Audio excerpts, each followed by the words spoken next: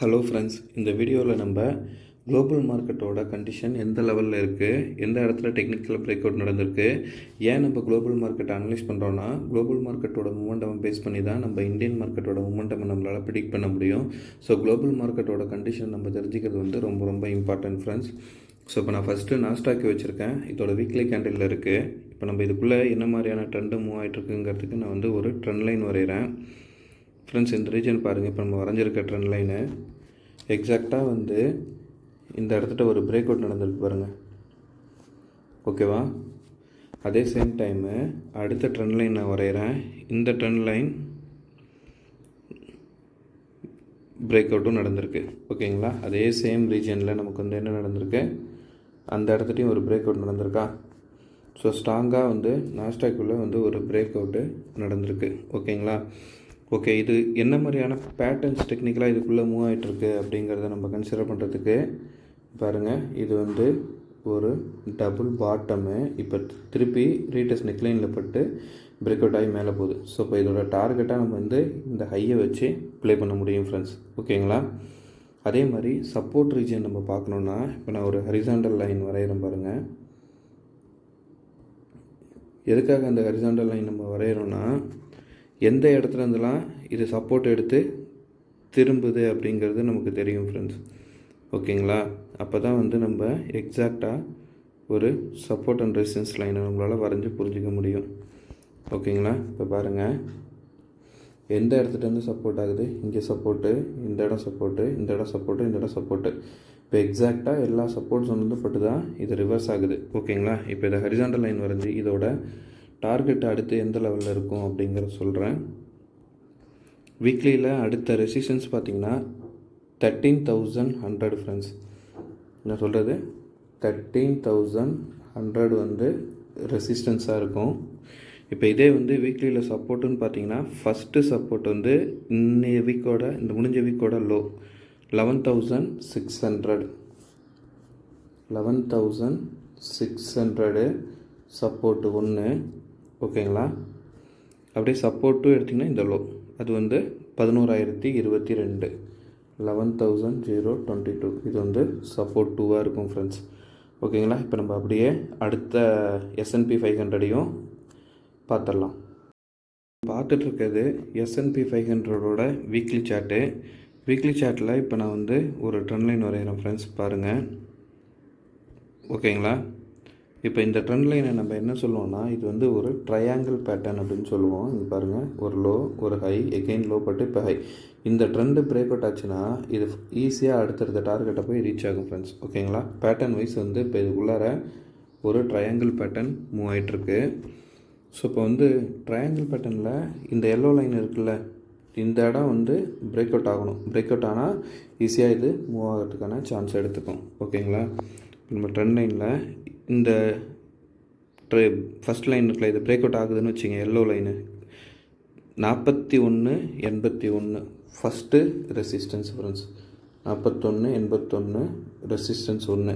இது break out ஆச்சுன்னா ஈஸியாக மார்க்கெட் வந்து 43.34 ஈஸியாக ரீச் ஆகிடும் ஃப்ரெண்ட்ஸ் R2.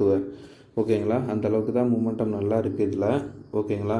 இதே வந்து நம்ம சப்போர்ட்டுன்னு பார்க்கணுன்னா, நம்மளோட ஃபஸ்ட்டு சப்போர்ட்டு இந்த வீக்கோட லோ, அது வந்து 39.45. ஓகேங்களா? 39.45 சப்போர்ட் 1. அப்படியே சப்போர்ட் 2 நான் சொல்லிடுறேன் ஃப்ரெண்ட்ஸ். சப்போர்ட் 2 பார்த்திங்கன்னா இந்த இடம் ஸ்ட்ராங் சப்போர்ட்டு 38.112 3812 வந்து சப்போர்ட் 2. இது வந்து ஸ்ட்ராங்கான சப்போர்ட் ஜோன் ஃப்ரெண்ட்ஸ். நான் இந்த இடத்த வச்சு சொல்கிறேன். இந்த ரீஜன். ஓகேங்களா? இப்போ நம்ம அப்படியே வந்து அடுத்த குளோபல் மார்க்கெட் இதை பார்த்துடலாம் ஃப்ரெண்ட்ஸ். இப்போ நீங்கள் பார்த்துட்ருக்கிறது டவ் ஜோன்ஸோட வீக்லி கேண்டில். ஸோ இப்போ இதில் எந்த இடம் சப்போர்ட் அண்ட் ரெசிஸ்டன்ஸாக இருக்கும் அப்படிங்கிறத அனலைஸ் பண்ணலாம் ஃப்ரெண்ட்ஸ். இப்போ நான் வந்து இங்கேருந்து ஒரு ட்ரெண்ட் லைன் வரைகிறேன் பாருங்கள். ஓகேங்களா? அதே மாதிரி இந்த ஹைலேருந்தும் ஒரு ட்ரெண்ட் லைன் வரைகிறேன். ஓகேங்களா?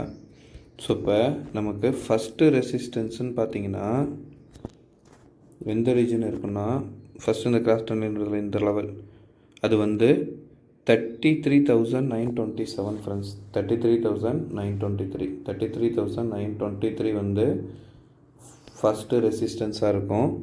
அப்படியே நமக்கு அடுத்த ரெசிஸ்டன்ஸ்னு பார்த்தீங்கன்னா அந்த லெவல் ரெசிஸ்டன்ஸ் வந்து 34,200 வந்து R2ஆக இருக்கும் இந்த வீக்குக்கு. ஓகேங்களா. இதே சப்போர்ட்டுன்னு பார்த்தீங்கன்னா நான் ஒரு டெக்னிக்கலாக கொஞ்சம் சொல்லித்தரேன் ஃப்ரெண்ட்ஸ். அதை நீங்கள் புரிஞ்சிக்க முடியுதா பாருங்கள், எந்த இடம் நமக்கு சப்போர்ட் அண்ட் ரெசிஸ்டன்ஸாக வருங்கிறதுக்கு.